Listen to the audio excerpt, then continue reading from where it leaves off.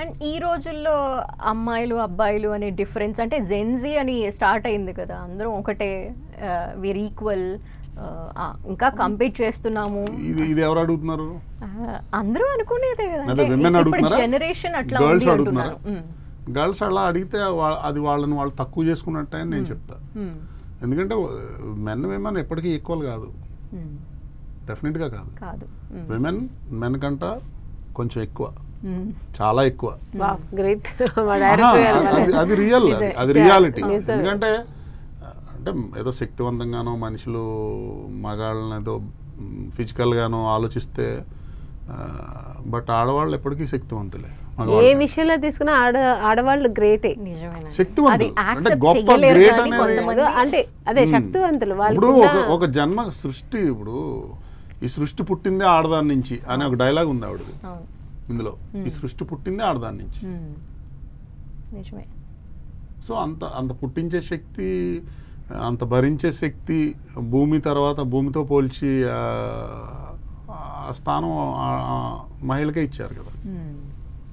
So what are the other elements అండి, అంటే ఇంకా మమ్మల్ని ఆకట్టుకునే ఎలిమెంట్స్ ఏంటి మీరు కాకుండా? అంటే ఇందులో ప్రగతి గారు ఒక మంచి పవర్ఫుల్ క్యారెక్టర్ చేస్తారు. ఆవిడ కూడా ఒక లాయర్ క్యారెక్టర్, అది కూడా చాలా అద్భుతమైన క్యారెక్టర్. ఆవిడది కూడా చాలా ఇంపార్టెంట్ రోల్ అది కూడా. ఇంకా సునైనా గారు, అవును, ఆవిడ మంచి ఫన్ మంచి పాయింట్ రైజ్ చేసే ఒక క్యారెక్టర్ లో ఆవిడ చాలా బాగా చేశారు. అంటే ఒక సూటిగా సమాజాన్ని ఒక పాయింట్ ని ఆవిడ లేవనెత్తే రోల్ ఆవిడది. హీరో గారు, వికాస్ హీరో చేశారు. వికాస్ వశిష్ఠ సినిమా బండి ఒక చిత్రం చేశారు. ఒక పర్ఫెక్ట్ టైమింగ్ ఉన్న యాక్టర్, వండర్ఫుల్. ఆమెగా నెక్స్ట్ హీరోయిన్ గా ఒక తెలుగు అమ్మాయి, అచ్చ తెలుగు అమ్మాయి మౌనిక అమ్మాయి కూడా చాలా బాగా ఇంట్రడక్షన్. అలానే ఇంకా సీనియర్స్ కేదార్ శంకర్ గారు, నాగమహేష్ గారు, ఈ సినిమాకి చాలా ఛత్రపతి శేఖర్ గారు మెయిన్, అదొక రోల్. ఆయన చేసిన రోల్ అయితే అద్భుతం. సో ఇలా ప్రతి ఒక్కళ్ళు, మా నిత్యశ్రీ, అలానే కార్తికేయ మేజర్ గా కొడుకుగా చేశాడు, అది కూడా చాలా ఇంపార్టెంట్ రోల్, చాలా బాగా చేశాడు. సో వాళ్ళ క్యారెక్టర్ వాళ్ళు బాగా లీడ్ చేశారు. అందరి క్యారెక్టర్స్ ఈ సినిమాకి చాలా ఇంపార్టెంట్. కొత్త డైరెక్టర్ అని కాకుండా అని చూడకుండా వాళ్ళ సపోర్ట్ అద్భుతం. అలానే నా టెక్నికల్ టీం, ముఖ్యంగా నా మ్యూజిక్ డైరెక్టర్, మా డిఓపీస్, నా ఎడిటర్, అలానే ఇంకా నా లిరిసిస్ట్స్, ఒక టీం వర్క్ అని చెప్పాలి. చాలా అద్భుతమైన టీం వర్క్ దొరికింది నాకు, టీం దొరికింది. సో దట్స్ వై ఎంత కూల్గా మేము సినిమా చేయగలిగాం, సక్సెస్ఫుల్గా.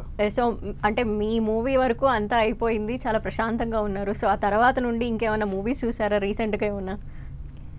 అసలు ఒక 10 టైం అంటూ దొరికిందా పాప మీకు? ముందు ప్రమోషన్ లో పడిపోయారా?